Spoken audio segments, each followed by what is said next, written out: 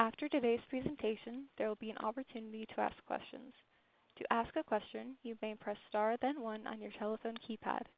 To withdraw your question, please press star then two. Please note this event is being recorded.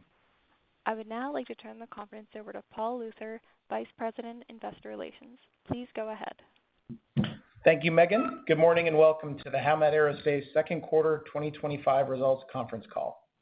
I'm joined by John Plant, Executive Chairman and Chief Executive Officer, and Ken Giacobbe, Executive Vice President and Chief Financial Officer. After comments by John and Ken, we will have a question and answer session. I would like to remind you that today's discussion will contain forward-looking statements relating to future events and expectations. You can find factors that could cause the company's actual results to differ materially from these projections listed in today's presentation and earnings press release and in our most recent SEC filings. In today's presentation, references to EBITDA, operating income, and EPS mean adjusted EBITDA excluding special items, adjusted operating income excluding special items, and adjusted EPS excluding special items. These measures are among the non-GAAP financial measures that we've included in our discussion. Reconciliations to the most directly comparable GAAP financial measures can be found in today's press release and in the appendix in today's presentation.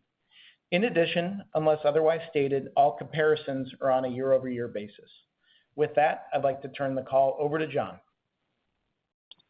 Thank you, PT, and welcome everyone. The results for the second quarter were strong. Revenue growth increased 9% year over year compared to 6% in the first quarter, and the revenue broke through $2 billion to $2.53 billion and exceeded the high end of guidance. The revenue growth enabled us to carry out the costs of the additional headcount as we prepare for the new capacity coming on at the end of 2025, notably for turbine airfoils and the IGT build-out during 2026 and 2027. EBITDA margins were healthy at 28.7%, up 300 basis points year over year, which was excellent given the significant sequential revenue and EBITDA growth. EBITDA was $589 million. Free cash flow was also healthy at $344 million. This cash flow enabled share repurchases of $175 million in the quarter to total $300 million in the first half, with an additional $100 million already completed in July. Additionally, debt repayment was $76 million. We also announced an increase in the common stock dividend to 12 cents per quarter starting in August. This is a 20% increase quarter over quarter, which builds on the significant increases in 2023 and 2024. Lastly, earnings per share was 91 cents, an increase of 36% year over year. In terms of business segment commentary, Forged Wheels continues to do well with a 27.5% margin, a slight increase on the first quarter. Additionally, Structure printed another solid quarter with EBITDA margins above 20%, the exact number being 21.4%. Lastly, Howmet incrementals were above 60% year over year. I'll now pass the call to Ken to comment specifically on market sector performance and provide business segment commentary.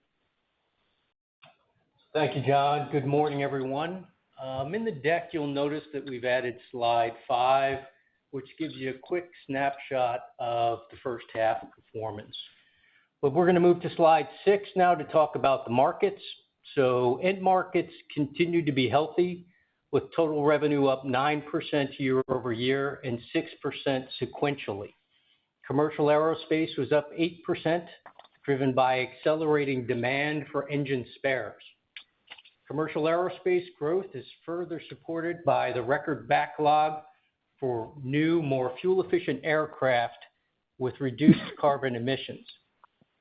Defense aerospace growth continued to be robust, printing record quarterly revenue of $352 million, which was up 21%. Growth was driven by engine spares, new engine builds, and F-35 structures.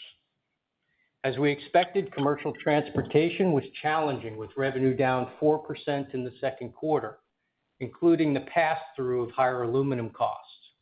On a volume basis, wheels volume was down 11%. Although down year over year, the wheels team did an excellent job to flex costs and deliver strong EBITDA margin of 27.5%. Finally, the industrial and other markets were up a healthy 17%, driven by oil and gas up 26% and IGT up 25%. Within Howmet's markets, the combinations of spares for commercial aerospace, defense aerospace, IGT, and oil and gas continues to accelerate and was up 40% in the second quarter and represented 20% of total revenue. As a compare, total spares in 2019 was 11% of total revenue on a smaller base. So in summary, continued strong performance in commercial aerospace, defense aerospace, and industrial, partially offset by commercial transportation. Now let's move to slide 7. So as usual, we'll start with the P&L. Q2 revenue, EBITDA, and earnings per share were all records and exceeded the high end of guidance. Revenue was up 9% year over year, exceeding $2 billion. EBITDA outpaced revenue growth up 22%. EBITDA margin increased 300 basis points to 28.7%, while absorbing the costs of approximately 400 net headcount additions. Earnings per share was 91 cents, which was up a healthy 36% year over year. Now let's cover the balance sheet and cash flow. The balance sheet continues to strengthen. Quarter-end cash balance was healthy at $546 million. Free cash flow was excellent at $344 million, which was a record for the second quarter. Free cash flow included the acceleration of capital expenditures, with approximately $100 million invested in the quarter and $220 million invested in the first half, which is up approximately 60% year over year. About 70% of the first half CapEx investment was in our engines business, as we continue to invest for growth in commercial aerospace and IGT, which is backed by customer contracts. Debt continues to be reduced, and we paid down an additional $76 million of our U.S. term loan, which is due in November of 2026. The paydown will reduce annualized interest expense drag by approximately $4 million. Net debt to trailing EBITDA continues to improve to a record low of 1.3 times. All long-term debt is unsecured and at fixed rates. Regarding liquidity, it remains strong with a healthy cash balance and a $1 billion undrawn revolver, complemented by the flexibility of a $1 billion commercial paper program, both of which have not been utilized. Regarding capital deployment, we deployed $292 million of cash to common stock repurchases, debt paydown, and quarterly dividends. In the quarter, we repurchased $175 million of common stock at an average price of approximately $142 per share. Q2 was the 17th consecutive quarter of common stock repurchases. The average diluted share count improved to a record Q2 exit rate of 406 million shares. Additionally, in July, we repurchased $100 million of common stock at an average price of approximately $183 per share. July year-to-date common stock repurchases is $400 million at an average price of approximately $144 per share. Remaining authorization from the board of directors for share repurchases is approximately $1.8 billion as of the end of July. Finally, we continue to be confident in free cash flow. We have announced an increase in the Q3 quarterly stock dividend by 20%, from 10 cents per share to 12 cents per share, payable this August. Now let's move to slide 8 to cover the segment results for the second quarter. The Engine Products team delivered another record quarter for revenue, EBITDA, and EBITDA margin. Quarterly revenue broke through the $1 billion mark with an increase of 13% to $1.056 billion. Commercial aerospace was up 9%, and defense aerospace was up 13%, both driven by engine spares growth. Both oil and gas and IGT were up approximately 25%. Demand continues to be strong across all of our engines markets with record engine spares volume. EBITDA margin outpaced revenue growth with an increase of 20% to $349 million. EBITDA margin increased 170 basis points year over year to a record 33%, while absorbing approximately 360 net new employees in the quarter. Year to date, Engines has invested in approximately 860 incremental headcount, which has a near-term margin drag, but positions us well for the future. Now let's move to slide 9. The Fastening Systems team also delivered a strong quarter. Revenue increased 9% to $431 million. Commercial aerospace was up 18%. Defense aerospace was up 19%. General industrial was down 11%. And commercial transportation, which represents about 13% of Faster's revenue, was down 18%. Segment EBITDA continues to outpace revenue growth with an increase of 25% to $126 million, despite the sluggish recovery of wide-body aircraft builds, along with weakness in commercial transportation. EBITDA margin increased a healthy 360 basis points year over year to 29.2% after taking into account the impact of delayed tariff recovery. The team has continued to expand margins through commercial and operational performance while flexing costs in the industrial and commercial transportation businesses. Now let's move to slide 10. Engineered Structures performance continues to improve. Revenue increased 5% to $290 million. Commercial aerospace was down 6% due to destocking and product rationalization and was essentially flat sequentially. Defense aerospace was up 49%, primarily driven by the end of the destocking of the F-35 program. Segment EBITDA outpaced revenue growth with an increase of 55% to $62 million, despite the modest recovery of wide-body aircraft. EBITDA margin increased 690 basis points to 21.4%, and as we continue to optimize the structure's manufacturing footprint and rationalize the product mix to maximize profitability. Finally, let's move to slide 11. Forged Wheels revenue was down slightly despite higher aluminum costs. Excluding metal impacts, volume was down 11%. The Wheels team flexed costs to hold EBITDA to prior year levels and delivered strong EBITDA margin of 27.5%.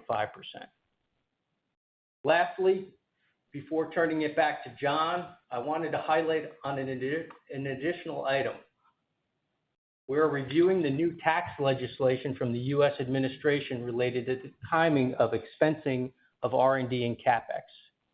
We expect to have a modest free cash flow benefit in 2025, which will be used to fund additional CapEx investments. The modest benefit has been included in our increased free cash flow guide. With that, let me turn it back over to John. Thank you, Ken, and let's move to slide 12. Firstly, commercial aerospace is expected to continue to grow. Q2 growth was 8% after some further destocking in certain product areas. This growth starts with passenger miles flown, which has been solid in Europe, a relatively higher growth in Asia Pacific, while flat in North America. Aircraft backlogs are extraordinarily high due to prior period underbuilds and the need for modern fuel and emissions-efficient aircraft to replace the increasingly aged fleet. There have been positive signs for narrow-body builds, with Boeing achieving a recent 38 per month build rate for the 737 MAX. We also believe Airbus has achieved 60 builds per month for the A320/321, with some 60 A320s being gliders at this stage, awaiting engines. Wide-body builds have not increased substantially in the second quarter, but are expected to go a little higher in the fourth quarter and going into 2026. The underlying 737 MAX assumption within our guidance today is raised from 28 per month average for the year to 33 per month average for the year, and supports a higher expected revenue, which I'll comment on later. Spares for commercial aerospace, defense aerospace, and IGT/industrial have increased by some 40% year over year, and we're at 20% of total revenue. This result is positive, with a continued first half rate of it being 20% of total revenue currently. Defense revenue was up 21% and is seen to continue to exhibit this strength during the balance of year. IGT, oil and gas, and industrial strength in the quarter was exceptional at 17%, with IGT up some 25%. Growth for the combined IGT, oil and gas, and industrial markets is expected to be high single digits for the year, and within the combined number, the IGT market is expected to be significantly higher. Moving to commercial transportation, within our wheel segment, revenue was below 2024 by only 1%. However, metals and tariff recovery are now included in that number. Volume was down 11%, with continued softness expected in the second half.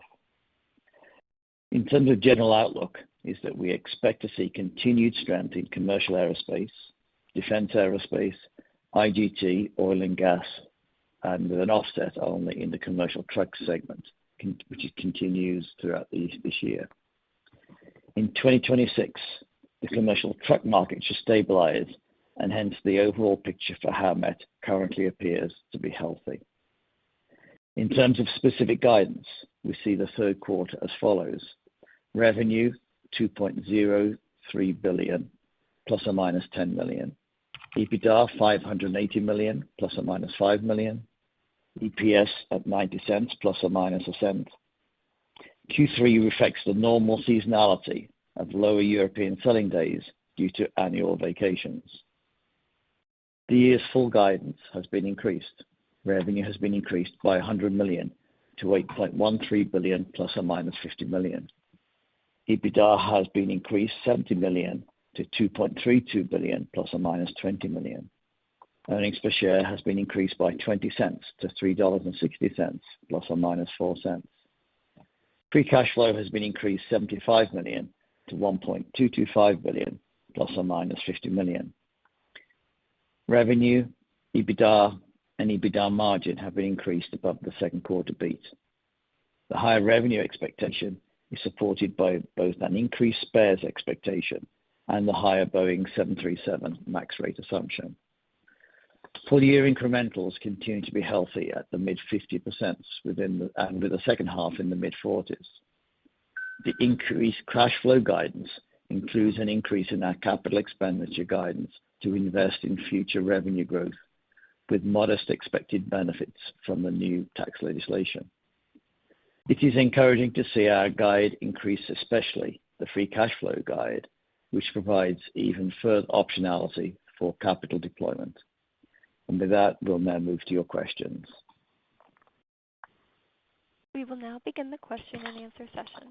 To ask a question, you may press star, then 1 on your telephone keypad. If you are using a speakerphone, please pick up your handset before pressing the keys. If at any time your question has been addressed and you would like to withdraw your question, please press star, then 2. We ask that you please limit yourself to one question only. At this time, we will pause momentarily to assemble our roster.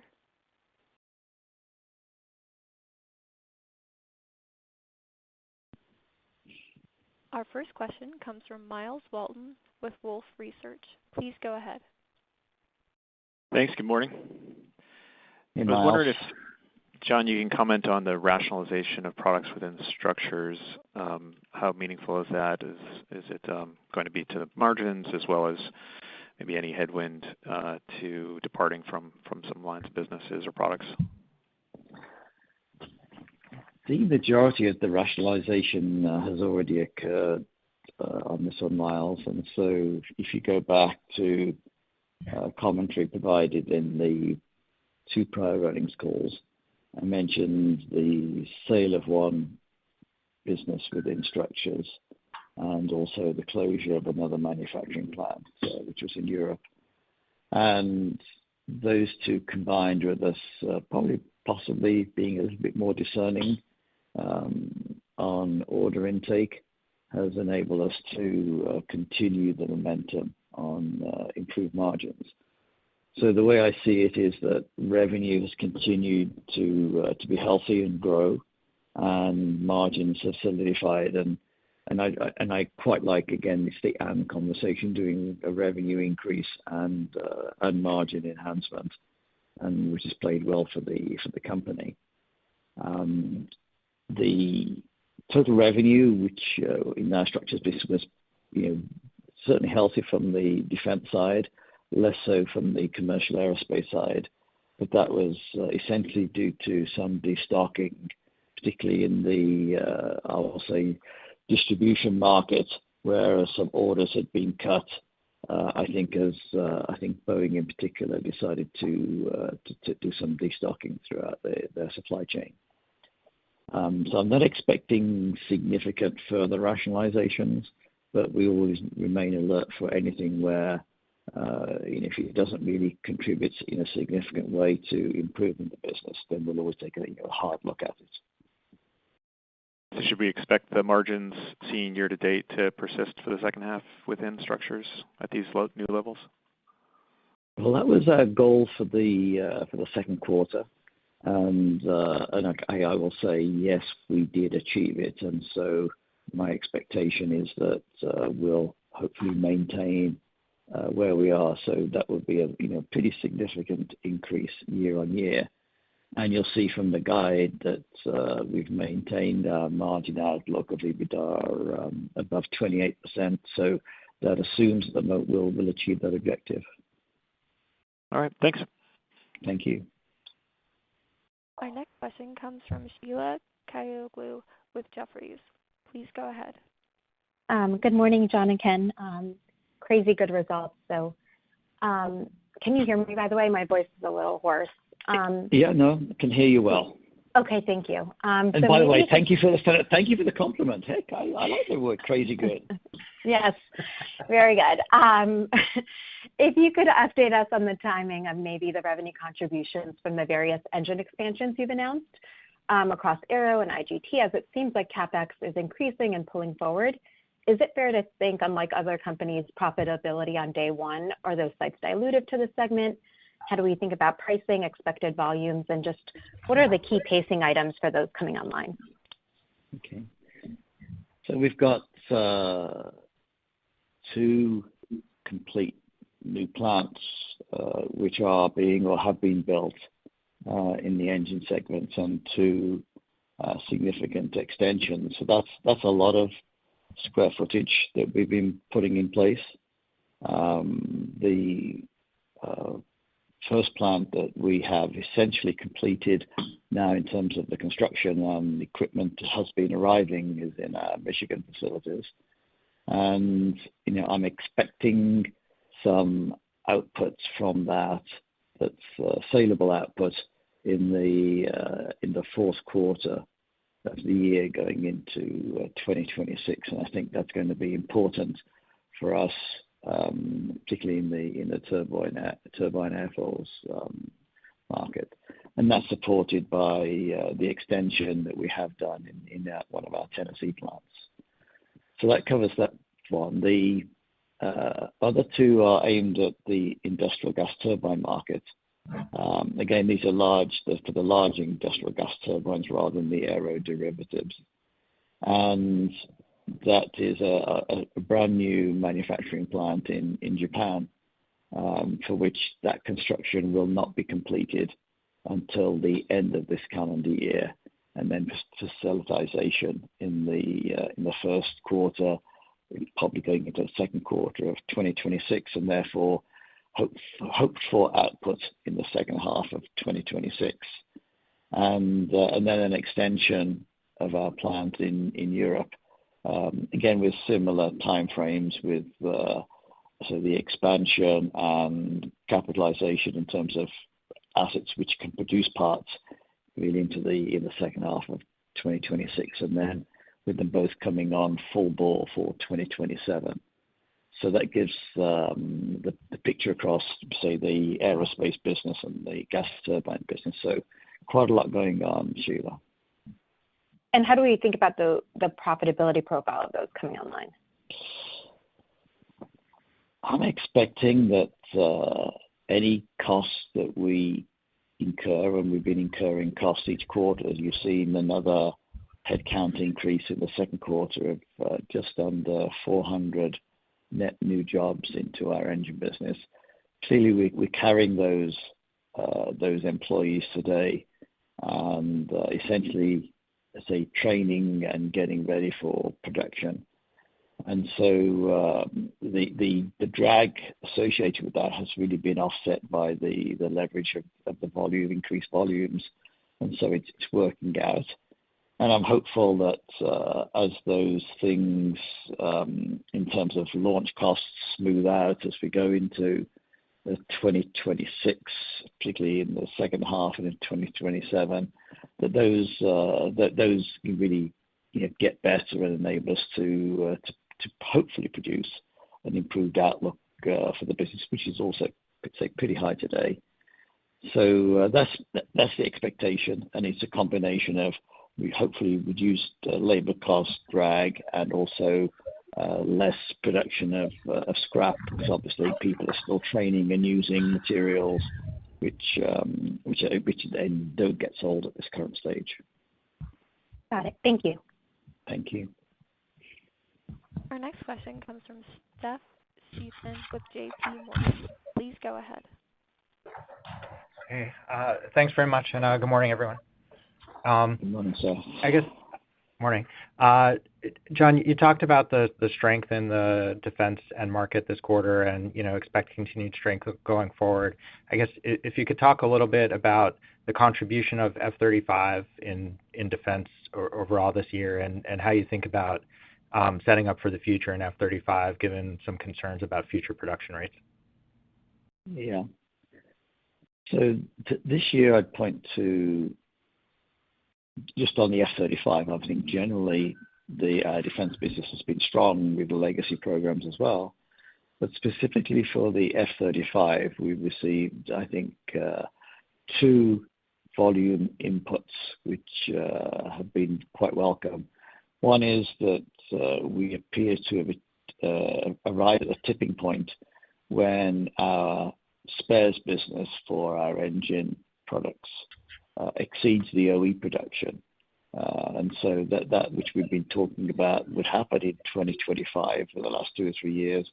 It looks as though that moment has arrived. And with the increased build, let's assume 150 aircraft per year for the next few years through the end of the decade, means that the fleet will continue to expand from its 1,000, 1,100 to maybe 2,000 aircraft. And therefore, again, we see increasing contributions coming for that spares business as we go forward. The second input to the F-35 volume has been during 2023 and 2024, I noted that our bulkhead provision from our structures business, we were receiving input orders well below the Lockheed production rate, as inventory was burnt off from the, I'll say, excess supply relative to their COVID impaired builds back in 2020 and 2021. And so as that inventory was depleted, we're now running at a 1-to-1 rate, we believe, relative to Lockheed's production. And we're also optimistic that with the large input of new orders that have been there into Lockheed for the, I'll say, international programs for that fighter aircraft, that we'll see solid 150 per year rates through to the end of the decade and beyond. Excellent. Thank you very much. Thank you. Our next question comes from David Strauss with Barclays. Please go ahead. Thank you. Good morning. Hey, David.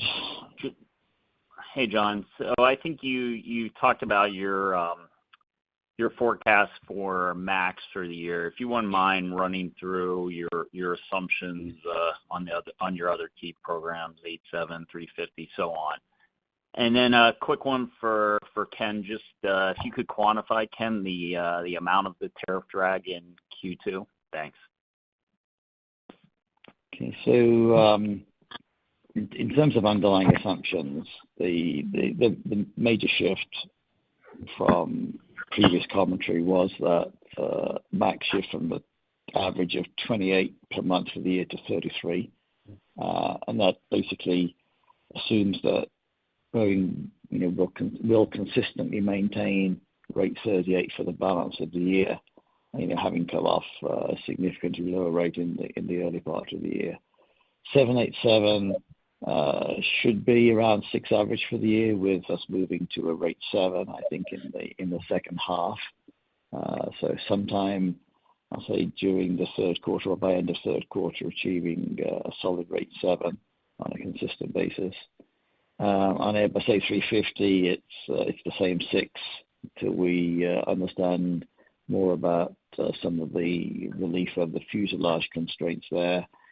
And the other bright spots, which is not really computed at this stage, is while A320, the builds have been solid, we're still unclear about whether that build will be maintained, and that's also really subject to the supply of engines because of the state of aircraft, the quantity of aircraft with no engines at this point in time. So that covers the major part of it, and I'll cover tariffs rather than break the call up. It's we gave you some metrics around the gross and net effect of 80 and 15 on the last call. Since then, tariff drag, we think, has probably gotten better. So if we asked to name it today, we'd be going a net effect below 15.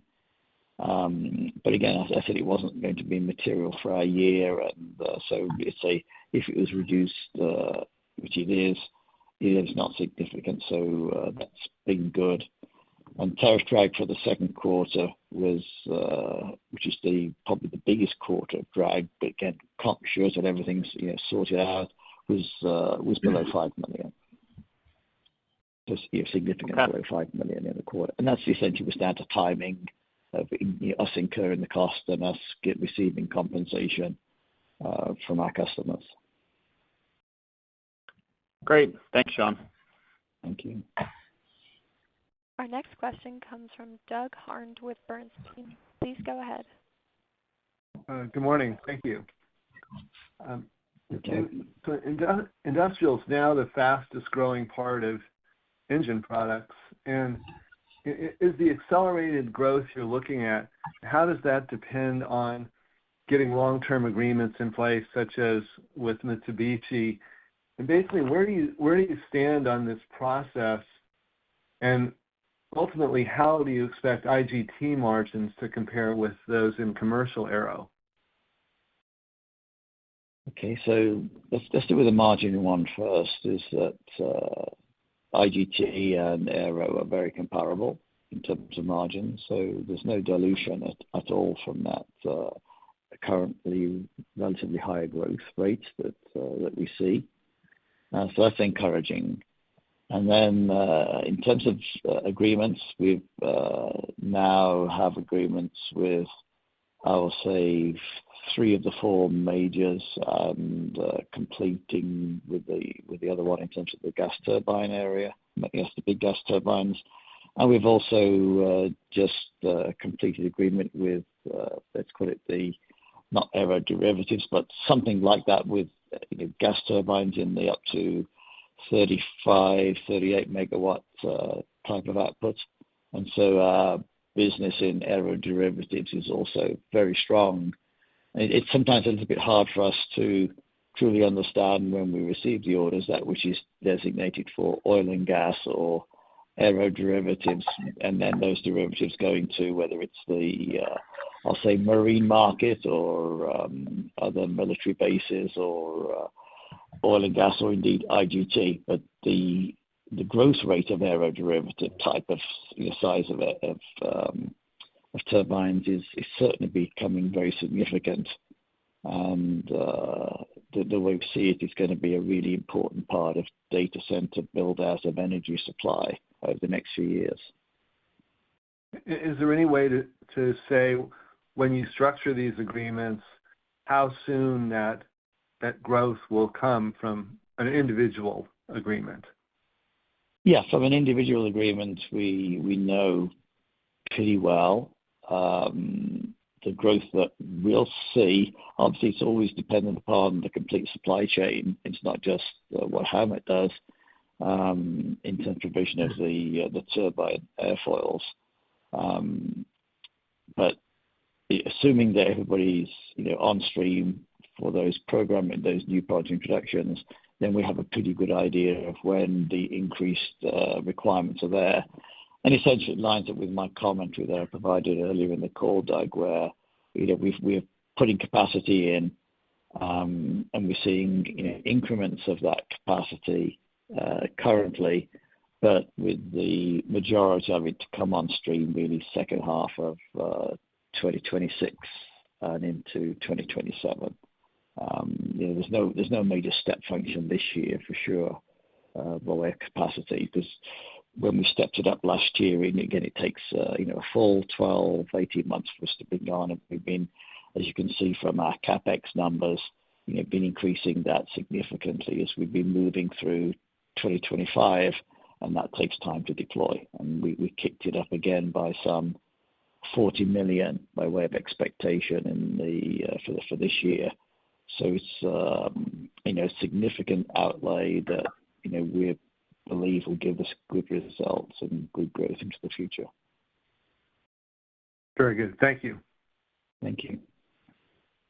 Our next question comes from Robert Stallard with Vertical Research. Please go ahead. Thanks so much. Good morning. Rob. John, last quarter you talked about your worry beads, and it does sound like you're a little bit more confident about some of the issues like tariffs or the Boeing build rates than you were 3 months ago. But I just wonder if there's anything else on your worry radar that we should be worried about. Well, not really. I can't call the commercial truck market precisely because we're not sure whether any, I'll say, volume points we may have seen from the additional emissions requirements for 27 would result in security of volumes in the next 12 months. We don't know whether those emissions regs will continue to apply. It depends on what the new administration ultimately decides. Albeit I think everybody's now prepared for those new emissions by way of equipment for the truck. So that's one where it's difficult to be absolutely certain. We've tried to be on the cautious side of those assumptions, and so thinking that 26 is similar to 25, but could be better. So that's the important thing there is we don't think it's going to get worse, and so that's great. Elsewhere at the moment, things appear to be pretty solid in commercial aero, given the backlog. Defense aero budgets, particularly for Europe, are going up.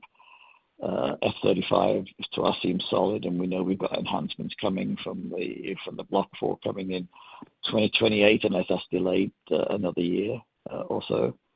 So that is looking helpful. And the IGT or aeroderivatives for the data center business is all solid. So I still have my I think I'm worried. I'm paid to worry about things. And providing I do it, then you don't have to. That's sensible. All right. Thanks for us, John. Thank you. Our next question comes from Peter Arment with Baird. Please go ahead. Yeah, good morning, John, Ken, PT. Nice results. Hey, John, you've talked a lot about in the past about, headcount and, basically I think in some of your plants you're producing more parts today than you were, say, in 2019, and you're doing it with a lot less people. And, fasteners this quarter added no people, and you had great growth. So maybe just talk a little bit about what you're seeing on the headcount and in the productivity that you're actually seeing amongst various plants. Thanks. Okay.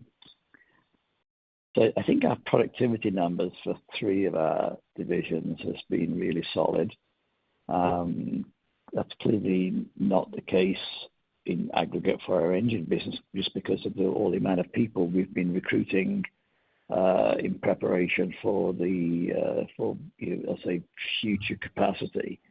There's underlying productivity improvement, but adding in those gross numbers of maybe 1,500, 1,800 people over the last 12, 18 months is obviously to some degree weighing on us as we go through this. But productivity for the company has been solid. It has been helped by some of the automation that we had put in over the last, I'll say, 2 or 3 years. Albeit now we're slightly pausing on the automation, given our thirst for capital, really for capacity. And so where we're putting new equipment in, we're trying to ensure that's at a highly automated level. But we're not yet going back and still completing some of the products that we know we could do, just so we can stay within our marks for capital and I'll say free cash flow yields, a percentage of net income, where we aspire to get to that 90% on average over the period of time.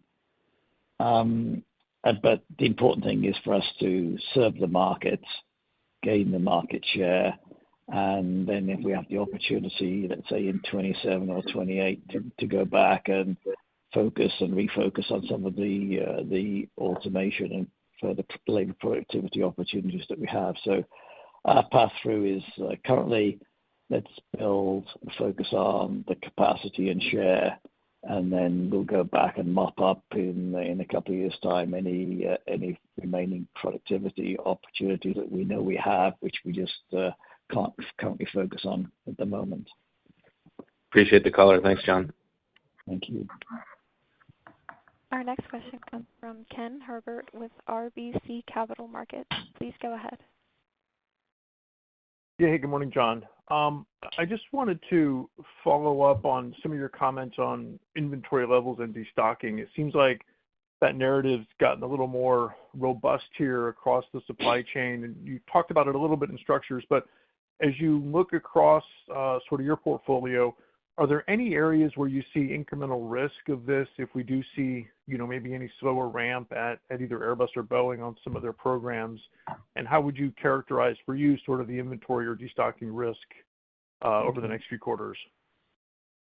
So one of the things I noted from this quarter was in some of the other aerospace companies that have reported that they had some, I'll say, it's high single-digit or maybe low double-digit reductions and drawdowns in their OE business for commercial aerospace.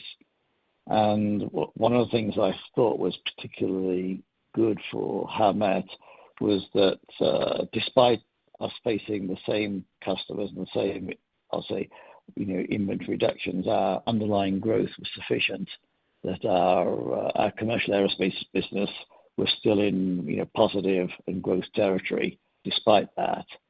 And then when you layer in the addition business of spares, etc., then we produced what I think was pretty solid growth for the quarter, which was again a higher growth rate than we had in the first quarter. So we've been powering through some of that aerospace destocking, which has been occurring. And, I can't be certain exactly where I'll say the likes of Boeing is on it. I read that they're going to maintain a healthy level of inventory of parts to guarantee their build. And I'm sure that they will, because they need to achieve that smoothness of build. But in the way we've guided forward, we still layer in there some destocking as we go into the third quarter, while still producing positive growth in our commercial aerospace OE business, added with the spares and the defense and all that sort of thing. And in aggregate, we expect a higher growth. In fact, I think from our guide, you can see that we've ticked up the growth rate to maybe 10-11% from what it was 9% in the second quarter. So that's, again, a signal of that. But obviously, with the absolute numbers, reflecting the European vacations that occur. So solid year-on-year growth, and if anything, it's a slight acceleration in the second half, starting with the third quarter. Great. Thanks, John. Thank you. Our next question comes from Scott Deuschle with Deutsche Bank. Please go ahead. Hey, good morning. John, you had some very strong sequential growth in aerospace fastener revenues this quarter, but it didn't really drop through to sequential EBITDA growth at Fastening Systems. So can you just walk us through why we didn't see much sequential profit drop through on those higher aerospace sales? And is that just tariff recovery lag, as you referenced earlier, or was that something else? Thank you. Yeah, no, the majority of any first of all, I thought 29-point-something% was pretty good, actually, Scott. So it's not exactly a number I'll say, crying about. Having said that, if you look at the tariff drag that we experienced for the company, then in fact the highest area of tariff drag was in our fastener business. Again, we're expecting recovery as we go through the year. It's more of a timing issue. But if you adjust for tariff drag, then it's easy to get to a number starting with a 3. And so I don't think that's anything to be concerned about at all. I could go on and say, well, there's FX and this, that, and the other, but there's no point really. The answer is it was a pretty good margin step up year on year. Very sensible in terms of sequential movement given that tariff drag I mentioned to you. Okay, thank you. Thank you. Our next question comes from Noah Poponak with Goldman Sachs. Please go ahead. Hey, good morning, everyone.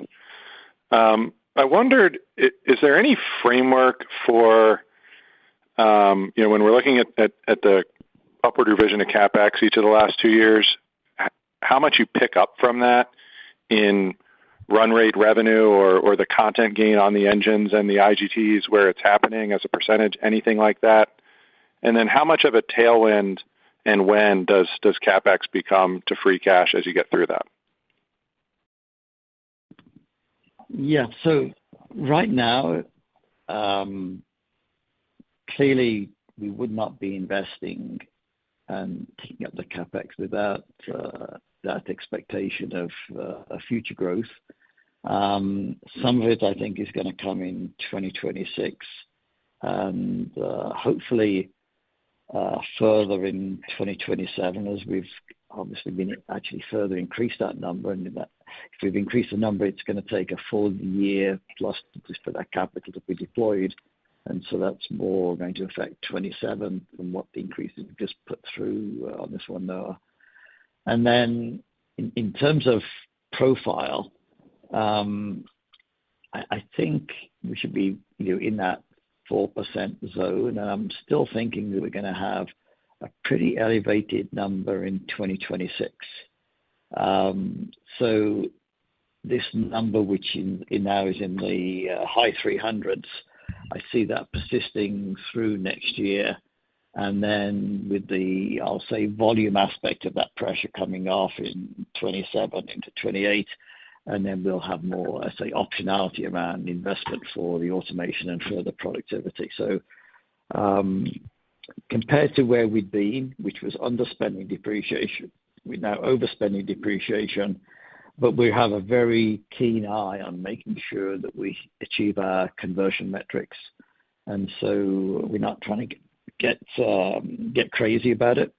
And again, being very discerning of where and how we deploy that capital. And just to re-emphasize the point that in our view, organic growth is by far the best for us in terms of return on capital. You can see the equity returns in the company, and that's really an excellent return on organic growth and capital investment in the company. And given the choice of buying back shares or acquisitive steps, then I'm positive that the organic growth and stepping up CapEx is really good for us and will be good for the future. And it's great, if you think about it, that we have those opportunities to deploy the capital. I've not given revenue guidance from it yet. If we follow to plan, then I'm sure we'll be talking about the 2027 revenue picture in November when we talk about earnings then. So I'd prefer to defer on that just at the moment, Noah. But say we do see positive revenue growth as we go into 26 and positive revenue growth into 27. And so we're actually really pleased to deploy the capital and have more opportunities than we're actually capacitizing for. Understood. Thank you. Thank you. Our next question comes from Gautam Khanna with TD Cowen. Please go ahead. Yeah, John and Ken, great results. I was curious if you could opine on pricing expectations, next year and perhaps thereafter, if you expect any change to kind of the rate of net increases you've had. Okay. I haven't really talked much on the pricing front, except to say that we maintain the process that we've been going through, looking at wherever we renew our long-term agreements, what the movement in has been by way of volume and variety, and those parts which have gone from OE to supply or OE and service just to service supply. And so we're following that discipline as we've done now for the last 6 years. In terms of prior commentary, when I gave specific numbers, which I think the last one was in February of 2024, and I said that 25 would be similar, if not greater, was the last words that I used on it, than in 2025 than 24. And my expectation is we'll continue to our process, and it will be a similar picture going forward into 26 and into 27. So just that consistent movement, Gotham, in terms of price. Nothing's changed for us by way of process, nor by way of annual expectation. Thank you. Thank you. Our next question comes from Scott Mikus with Melius Research. Please go ahead. Morning, John and Ken. Industrial policy is a big priority for this administration, and we're in a pretty big ramp on both the commercial aero and defense side. I mean, just when we look at the forging assets in the country, there's only 4 presses that are over 35,000 tons in the U.S. They date back to the 40s and 50s, and you happen to own 2 of them. So are there any conversations between you and either the DoD or the administration about construction or upgrades to new heavy forging presses? There has not been, Scott. I think have we missed something when you ask that question? And it's certainly interesting because that capacity and that scale is unique for us. I think there's only one other maybe press in the world that can do that. So I think in Russia. So yeah, those are pretty important assets and are certainly absolutely critical to supplying the componentry that will be required for, let's say, the new fighter jet, the F-47, and presumably for the F-55 as well, as those examples, plus I'm sure some other aircraft parts. So those presses are, I'll say, vital to the defense industry. And so it's a conversation that maybe we should be having with the DoD by way of support. So I guess thank you for asking the question. It's certainly, I was thinking about that, and maybe it's going to stimulate us into having that conversation. All right, thank you. Thank you. Our next question comes from Kristine Liwag with Morgan Stanley. Please go ahead. Hey, good morning, everyone. John, it's great to finally see 737 MAX production rates continue to improve. And frankly, look, your execution has been stellar. But everyone in the supply chain needs to execute to be able to build a complete aircraft. So as you look around the industry to see where bottlenecks are for the Boeing and Airbus ramp-ups, what do you monitor as potential canaries in the coal mine? It's very difficult for us to see through the complete supply base of what might occur. I think there's probably other people better placed to do that, and maybe including yourselves. The one area which I think is going to be really important for the industry, in the commercial area, for the second half and going into 2026, is the build out of narrow body engines. I commented earlier that Airbus have reportedly got 60 aircraft awaiting engines now, and therefore the production of both the LEAP range of engines by CFM and the GTF by Pratt & Whitney are going to be vital to being able to deliver those aircraft, and also to build consistently in the second half. And so those production rates have to significantly increase. And my assumption is that they will, because at the moment, what we can see on the HPT side, we're intimate, particularly in the first few blades of those turbines. There's a relatively good position by way of overall inventory to produce.